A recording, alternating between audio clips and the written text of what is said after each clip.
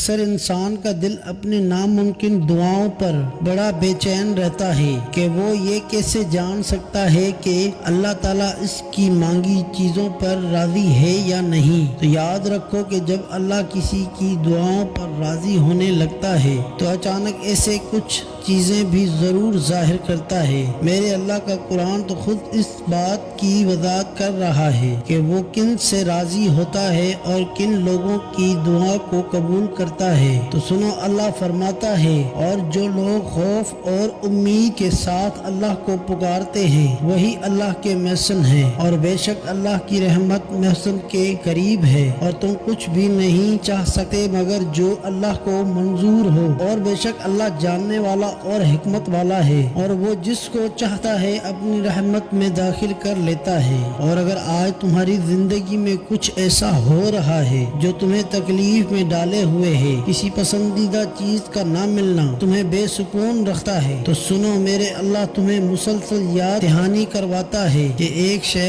جس کو تم پسند کرتے ہو تمہارے لیے پسندیدہ ہے اور وہی تمہیں اپنے حق میں بہترین لگ رہی ہے، مگر در حقیقت تم اللہ کی مشیات اور غیب کا علم نہیں رکھتے۔ جان رکھو کہ خالق اور مخلوق کا علم ہوتا ہے اور وہی جانتا ہے کہ اس کی روح کے درد کا مرہم کیا ہے۔ یاد کرو وہ وقت جب سلمہ رضی اللہ تعالی عنہا اپنے شوہر کی شہادت کے بعد شدید غم سے نڈھال تھی اور بہترین ہم سفر کو کھونے کا دکھ انہیں بے چین کیے رکھتا تھا، مگر اس وقت انہوں نے اپنے رب سے یہ دعا کی کہ اے اللہ، مجھے مصیبت سے نجات عطا فرما اور میرا جو نقصان ہوا ہے اس کے بدلے بہترین نمو بدل سے نواز۔ تو جانتے ہو کہ اللہ نے انہیں نبی پاک صلی اللہ علیہ وسلم کی صورت میں ایسا بہترین اور عظیم نمو بدل عطا فرمایا جس کا وہ کبھی تصور بھی نہیں کر سکتی تھی۔ بے شک میرے رب کی عطائیں گمان و بیان سے باہر ہوتی ہیں، تو تم بھی اپنے غم کے اندھیروں کا علاج یقیناً روشنی سے کرواؤ گے،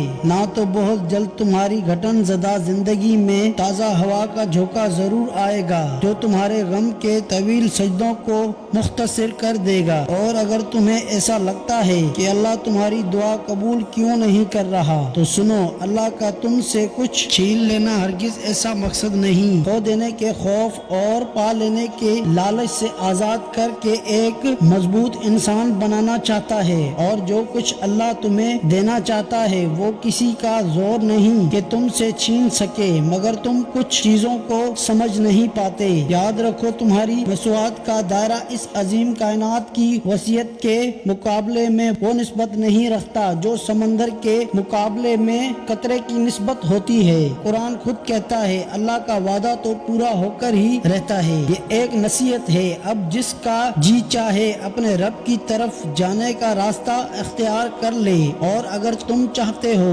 کہ اللہ تمہاری ناممکن دعاؤں پر راضی ہو جائے تو یہ دو باتیں ضرور جان لو۔ یاد رکھو، اس زمین کے سفر میں اگر کوئی چیز آسمانی ہے تو وہ محبت ہے، کہ جب تمہارے امید بھرے وہ ایک آنسو رب کی محبت کے سمندر میں گرتے ہیں تو لہروں میں سرگوشیاں پیدا ہو جاتی ہیں، اور پھر رب کی رحمت کا جوش تمہارے لیے وہ انجانے در کھولتا ہے جو تمہارے وہم و گمان میں بھی نہیں ہوتی، کیونکہ مقدر کی تقسیم تو بدل جایا کرتی ہے۔ جب ٹوٹے دل اللہ کی بارگاہ میں آنسوؤں سے سجدے ریزہ ہو جاتے ہیں تو جانتے ہو کہ اللہ کی تمہاری دعاؤں پر راضی ہو جانے کی ایک خاص نشانی یہ بھی ہے کہ جب اچانک تمہیں اپنے کسی عمل کی کوتاہی پر ندامت ہونے لگے اور تم اللہ سے معافی کے طلبگار ہو کر اس سے رجوع کرتے ہو، تو جان رکھو کہ اس کی عطا تمہارے خطا سے بہت وسیع ہے، اور کسی نے خواہ کتنی ہی نافرمانیاں کی ہو مگر جب وہ لوٹ کر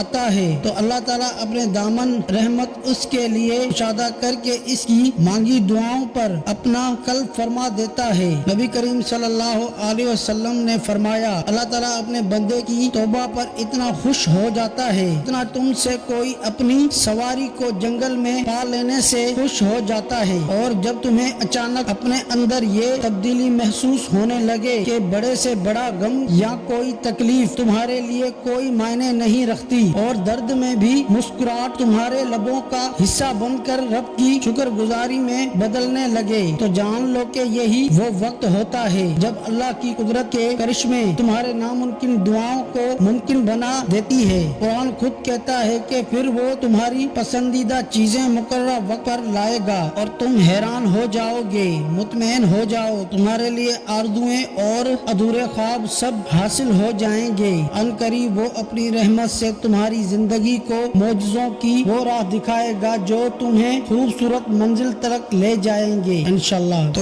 یہ ویڈیو اچھی لگی ہو تو کمنٹس میں اپنی رائے کا اظہار ضرور کریں۔ اللہ حافظ۔